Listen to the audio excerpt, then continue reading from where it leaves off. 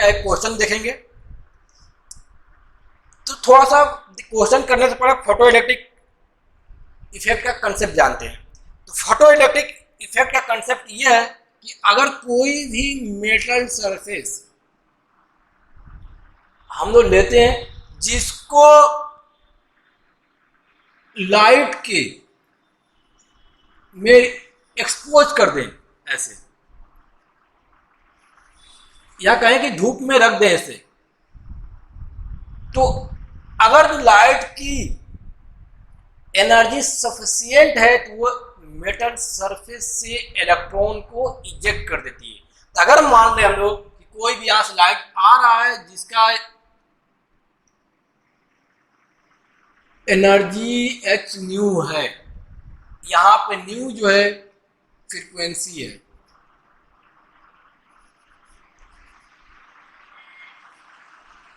और H प्लॉन्क्स constant है। तो किसी भी फोटोन की जो एनर्जी होती है वो होती है एच सी अपॉन लेमडा, या कहें कि एच न्यू होती है। तो लेमडा वेवलेंथ है, न्यू फ्रीक्वेंसी है। ये तो हो गया हमारे पास फोटोन की एनर्जी। अगर कोई फोटोन आके इस पे गिरता है तो देखा गया एक्सपेरिमेंटली, तो इस मेटल सरफेस से एक इलेक्ट्रॉन ऐसे क्या करता है, यहां से इलेक्ट्रॉन इजेक्ट कर जाता है। इलेक्ट्रॉन यहां से इजेक्ट कर जाता है मेटल सरफेस से।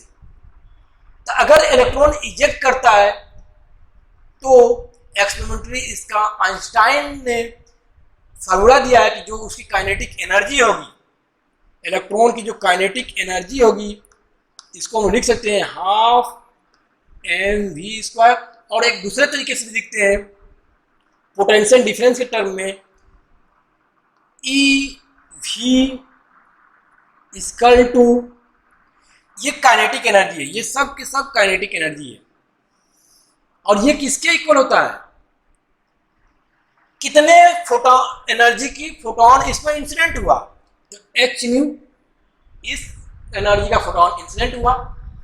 अब माइनस इतना एनर्जी अगर इसे दिया जाता है इलेक्ट्रॉन को, क्या पूरा का पूरा एनर्जी उससे काइनेटिक एनर्जी में कन्वर्ट हो जाएगा? नहीं, कुछ एनर्जी मेटल से निकालने के लिए भी खर्च होती है। इलेक्ट्रॉन को मेटल से निकालने के लिए कितनी एनर्जी खर्च होती है उसको कहते हैं वर्क फंक्शन। या ऐसे समझे कि अगर हमें किसी गड्ढे से हमें कोई बॉल निकालनी है, गेंद निकालनी है, हमें सरफेस से कुछ नीचे जाना पड़ेगा, और नीचे जाकर फिर निकालने में कुछ एनर्जी रहेगी, वही वर्क फंक्शन हो गया। तो इस सरफेस का जो वर्क फंक्शन होती है, मेटल सरफेस का जो वर्क फंक्शन होता है, वो वर्क फंक्शन कहलाता है minimum energy of the photon required to eject the electron from the metal surface. ये मिनिमम एनर्जी होती है किसी भी मेटल सरफेस से निकालने के लिए। अगर उससे कम एनर्जी है तो मेटल सरफेस से इलेक्ट्रॉन नहीं निकल सकते, अगर उससे ज्यादा है तो इलेक्ट्रॉन निकल सकते हैं। तो उससे कितना ज्यादा है वो काइनेटिक एनर्जी में कन्वर्ट हो जाता है। अगर हम लोग देखें, ये इसको हम लोग फाई से डिनोट करते हैं, तो वर्क फंक्शन को फाई से डिनोट करते हैं। अगर इतनी एनर्जी केवल है तो इलेक्ट्रॉन वहां से जस्ट इजेक्ट करेगा, इससे कम है तो इजेक्ट नहीं करेगा। अगर फोटोन की एनर्जी इससे ज्यादा हो गया तो इतनी एनर्जी तो इलेक्ट्रॉन को जस्ट इजेक्ट करने में खर्च होगी, बाकी की बची हुई एनर्जी उसकी काइनेटिक एनर्जी में कन्वर्ट हो जाती है। ये आइंस्टाइन का इक्वेशन हो गया, जिसे हम लोग कह सकते हैं half m v square equal to h nu minus five. ये हमारे लिए बहुत ही काम का है। अब क्वेश्चन पे आते हैं। क्वेश्चन हमें दिया हुआ है कि किसी मेटल सरफेस को दो वेवलेंथ की लाइट से हम लोग इल्यूमिनेट करते हैं। वो वेवलेंथ है हमारे पास, फर्स्ट वेवलेंथ जो दिया हुआ है वो 400 नैनोमीटर दिया हुआ है। अगर इसको एसआई यूनिट में कन्वर्ट करें तो 4000 इंटू 10⁻⁻10 मीटर, ये इसका एसआई यूनिट में हो गया। दूसरा वेवलेंथ दिया हुआ है 250 250 नैनोमीटर। अगर इसको कन्वर्ट करें 2500 इंटू 10⁻⁻10 मीटर, ये वेवलेंथ हो गया।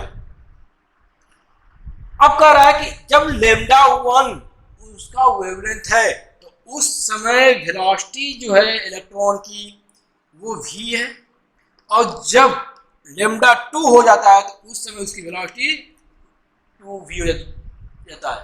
मतलब लेमडा 2 वाले फोटोन की एनर्जी ज्यादा है।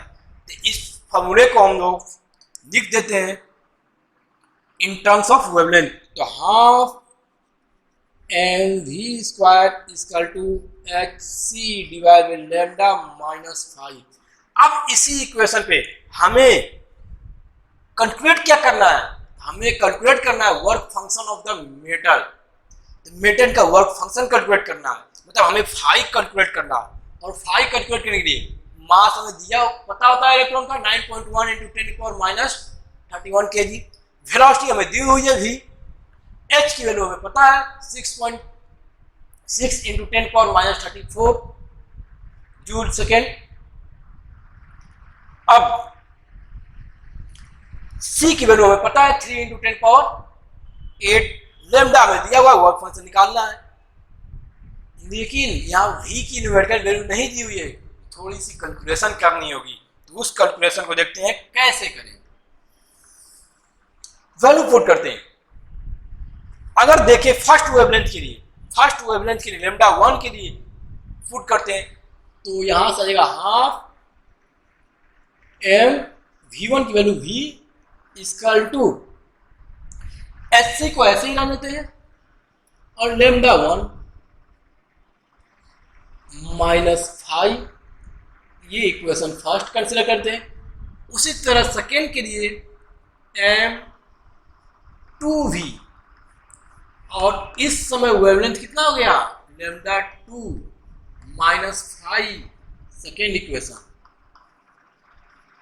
अब इनको सॉल्व करते हैं। सॉल्व करने का आसान तरीका ये है कि इसमें से इसको माइनस कर दें, इसमें से इसको माइनस कर दें तो 5 कैंसिल। तो सॉल्व करते हैं, तो सेकेंड में से माइनस करते हैं फर्स्ट को, इसमें से इसको माइनस करेंगे तो क्या आएगा?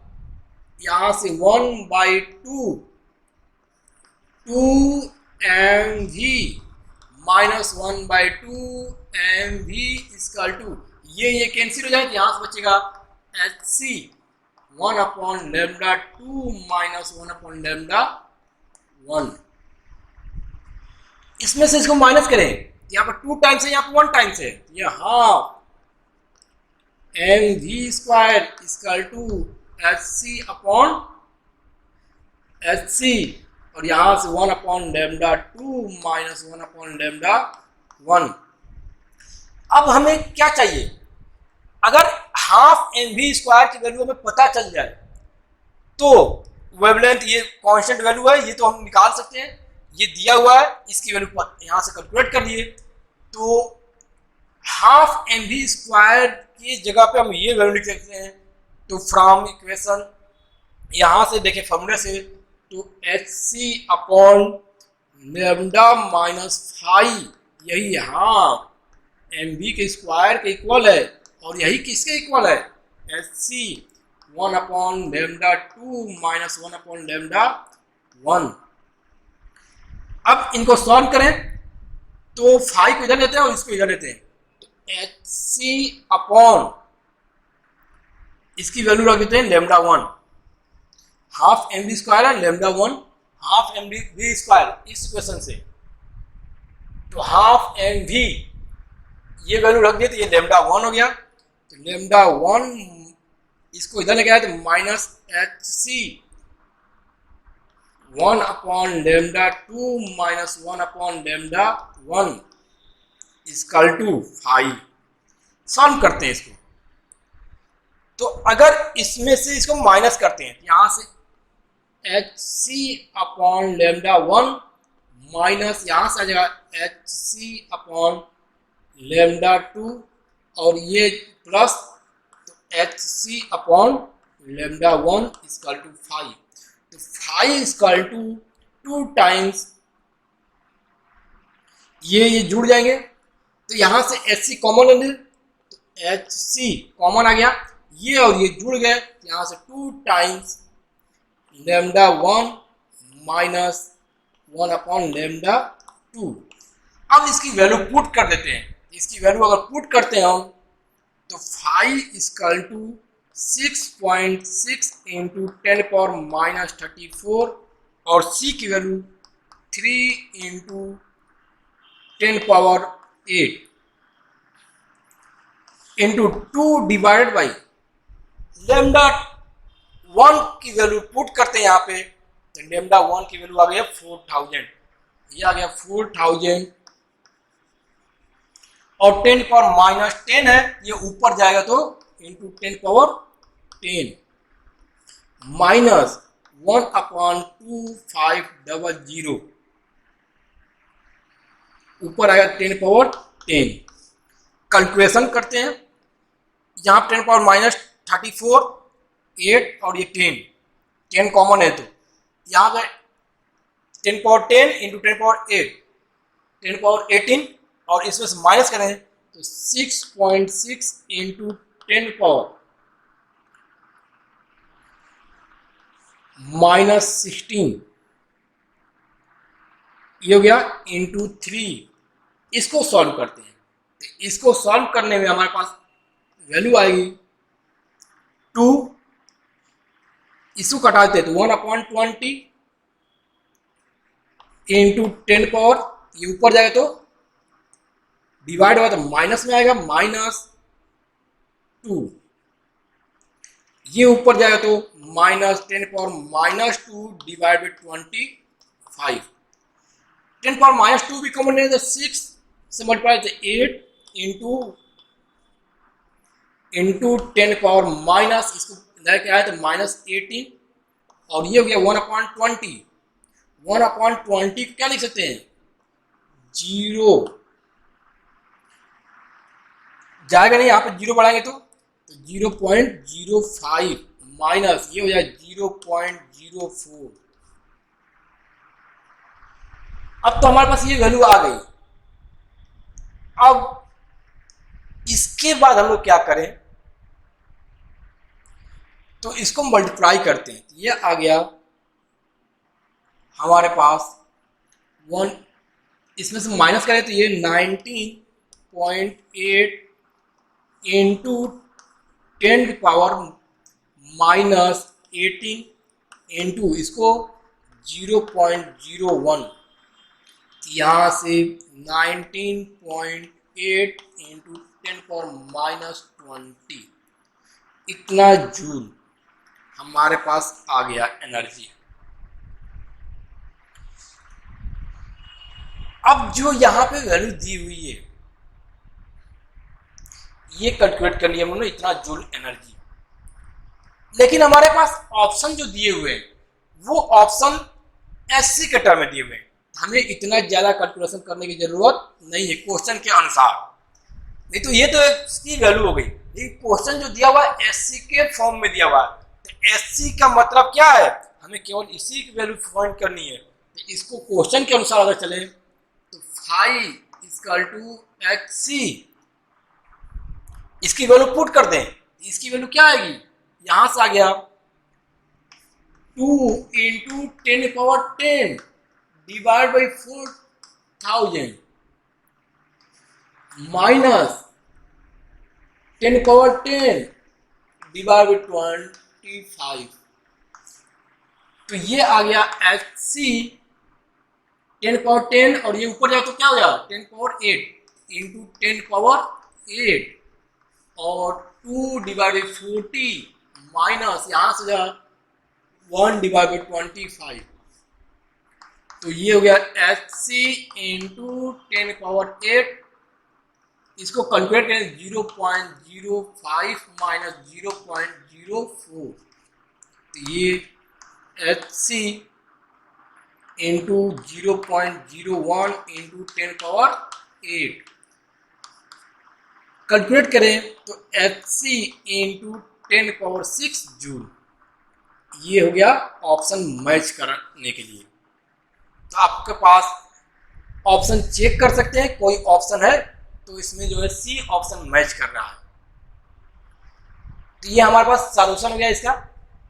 तो आपके पास इतना बड़ा क्वेश्चन ये देखने में लग रहा होगा, लेकिन बहुत ही आसान है। हमने डायरेक्ट ये इक्वेशन याद होनी चाहिए। हमें ये इक्वेशन अगर याद है, आपको अगर याद है ये इक्वेशन, तो इस इक्वेशन पर रखिए और इसको माइनस करेंगे। जैसे ही माइनस करेंगे आप यहां पहुंच जाएंगे। और हमारे पास हाफ एम बी स्क्वायर की वैल्यू पता है, यहां पहुंच गए, तो इसकी वैल्यू यहां से पुट कर देंगे इस इक्वेशन से, ये वैल्यू आ जाएगी। और उसके बाद आपको ये करने की जरूरत नहीं है, क्वेश्चन के अनुसार ये करने की जरूरत नहीं है। अगर न्यूमेरिकल वैल्यू दिया है तो ये थोड़ा लंबा प्रोसेस है, लेकिन आप आसानी से इसको कर सकते हैं। तो आपको और भी क्वेश्चन के साथ हम आते रहेंगे जो नीट के लिए इंपॉर्टेंट होंगे। तो आप हमारे चैनल को सब्सक्राइब करिए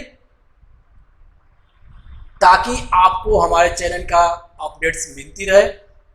नीट के पैटर्न के नए नए क्वेश्चन आपको मिलते रहेंगे।